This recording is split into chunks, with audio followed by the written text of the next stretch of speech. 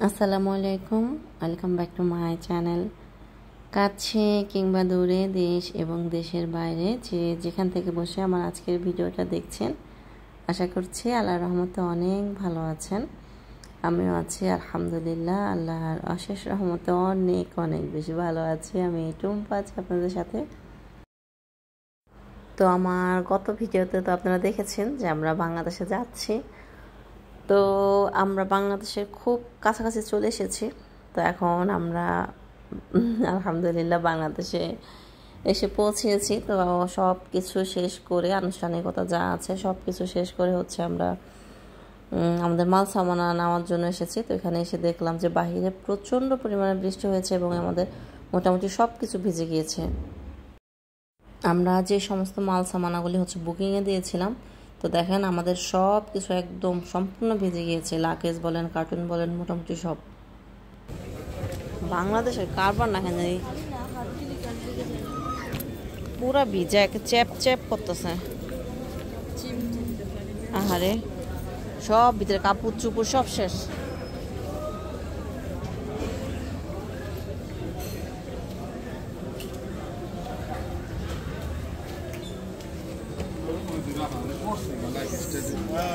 এই রে, র্যাপিং না করা থাকলে মানে সব কিছু বের হয়ে যেত, যে অবস্থা।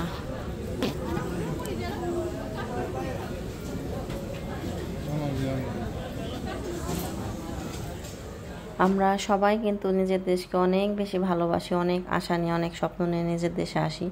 কিন্তু নিজের দেশের এয়ারপোর্টে যখন এসে পাড়াটা দিই না, বিশ্বাস করেন মনের ভেতরটা এত একটা কষ্ট হয় যে সত্যি আমি অবাক হয়ে গেলাম যে আমরা এত কষ্ট করে আমাদের জিনিসপত্রগুলো এত সুন্দর করে প্যাকেট করে আমরা বুকিংয়ে দিলাম, সেই সামানগুলি বৃষ্টির কারণে কিভাবে ভিজে গেল। তো ওগুলা হচ্ছে ওইভাবে প্রোটেকশন দিয়ে আনবে না, এটা হচ্ছে আপনার এয়ারপোর্ট কর্তৃপক্ষের এটা রেসপন্সিবিলিটি না যে আমাদের সামানগুলো তারা হচ্ছে করে আনবে। কি যে অবস্থা, মনে করেন সবগুলা ক্লিন লাগেজগুলোর মধ্যে কাদা কাদা লাগাই ফেলছে, কি মানে বিশ্বাস করেন আমরা অবাক হয়ে গেলাম দেখা। তো তারপরে আবার বললাম এয়ারপোর্টে যে এগুলো কিভাবে ভিজলো, বললো যে এগুলো আমাদের ডিপার্টমেন্ট না, এটা অন্য ডিপার্টমেন্টে যায় যোগাযোগ করেন। তো কে 22 ঘন্টা জার্নি করে আসার পরে ওদের সাথে এগুলো নিয়ে ভেজাল করবে। কিন্তু নিজের দেশের এমন মানে দায়িত্ব অবহেলা দেখে না সত্যি মনটা অনেক খারাপ হলো। তো মোটামুটি আমরা এয়ারপোর্ট থেকে বের হয়ে গিয়েছি বাসার উদ্দেশ্যে। দেখেন রাস্তায় কি পরিমাণ বৃষ্টি হচ্ছে, বৃষ্টিতে একদম রাস্তাঘাট পানি উঠে গিয়েছে দেখেন। তো অনেক পরিমাণ জ্যাম ছিল, কারণ যেহেতু অনেক পানি হয়ে গিয়েছে রাস্তায়, বিভিন্ন রাস্তা বন্ধ ছিল। আমাদের বাসায় যেতে অনেকটা সময় লেগে গিয়েছে। এমনিতে তো দেখা যায় অনেক বিশাল পরিমাণে হচ্ছে আপনার সময় ট্রানজিট ছিলাম। তো তারপরে রাস্তায় এত পরিমাণ জ্যাম, মানে বিরক্ত হয়ে গেছিলাম বিশ্বাস করেন।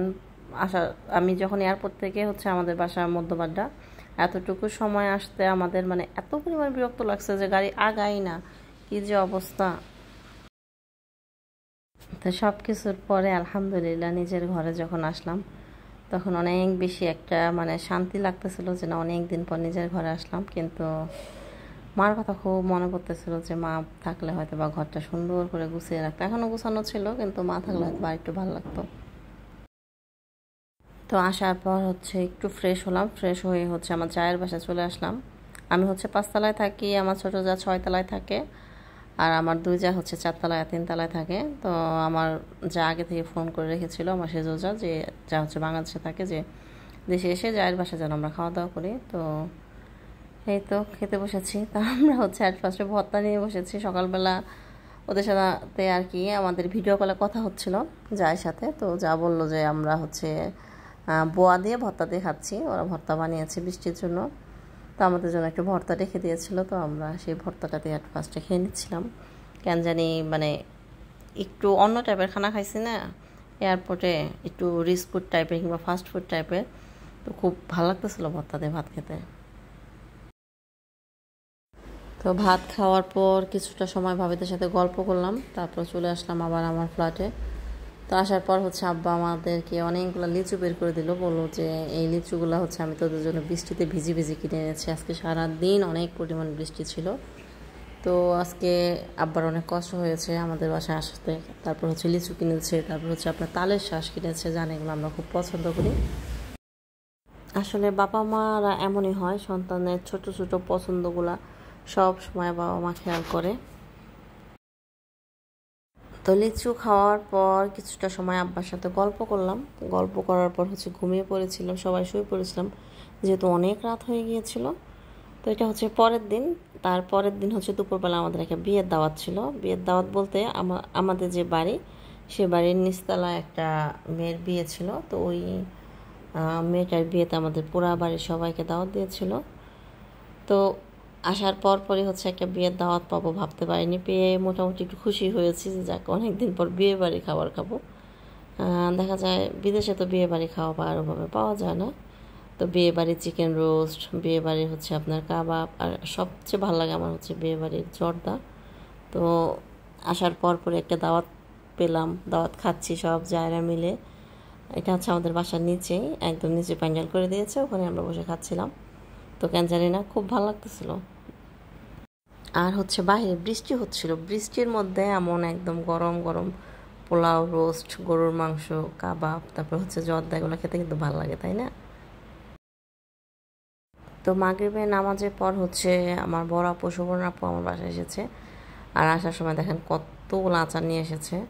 ও বলতেছিল যে তোর জন্য আচার বানিয়েছি, তো জায়দের জন্য আচার বানিয়েছি। আমার জায়রা কাতারে থাকতে সুবর্ণ আপুকে বলেছিল যে আপু আমাদের জন্য বোম্বাই মরিচের আচার বানিয়ে রাখবেন। তো আমার জায়দের জন্য বোম্বাই মরিচের আচার বানিয়ে নিয়ে এসেছে। আপুর এই বোম্বাই মরিচের আচারটা যে কী মজা, যারা না খেয়েছেন তারা হয়তো বুঝতে পারবেন না। মানে অনেকগুলি বোম্বাই মরিচ আপনারা হয়তো বোম্বাই মরিচ চিনবেন কিনা জানি না, অনেকে বলে নাগা মরিচ, অনেক দেশে বলে পটকা মরিচ, ওই যে বড় বড় যে ঝাল ঘ্রাণওয়ালা যে মরিচগুলো, সেগুলোকে আমাদের এখানে বলে বোম্বাই মরিচ। তো এই মরিচের আচারটা আপু বানিয়ে নিয়ে এসেছে। আর নিয়ে এসেছে একটা কেক বানিয়ে, আপুর মেয়ে মিম, ও তাসিনের জন্য একটা কেক বানিয়ে দিয়েছে। আমি আপুকে বলেছিলাম যে আপু তাসিনের জন্মদিন, তো তাসিনের জন্মদিন আপনার মে মাসের 23 তারিখে। তো আপু আর বুঝতে পারে নাই, আপু মনে করছে যে আজকে তাসিনের জন্মদিন। দেখেন না, কেকের উপর লিখে নিয়ে এসেছে হ্যাপি বার্থডে তাসিন। তো আমরা তো অনেক হাসাহাসি করছিলাম যে আজকে তো তাসিনের জন্মদিন না, আমি বলেছি যে তাসিনের জন্মদিন, সেটা কাতারে চলে গিয়েছে, যা কি আর করার। তো যেহেতু কেক বানিয়ে নিয়ে এসেছে, তো আমরা এখন সবাই মিলে কেকটা কাটবো, কেটে খাবো। আপুর মেয়ে মিম খুব সুন্দর কেক বানায়, প্লাস কেক ডেলিভারি দেয়। ওর কেকের একটা ছোট পেজ আছে, তো ওই পেজে কেক ডেলিভারি দেয়। তো আমি এর আগে কখনো ওর হাতে কেক খাওয়ার সৌভাগ্য আমার হয় নাই, আজকে খাচ্ছিলাম, ভাল লাগতেছিল। মা তো নাই, আব্বা, সুবর্ণ আপু, আমি, রামসার বাবা, আমার বাচ্চারা সবাই মিলে একসাথে কেক কাটছিলাম।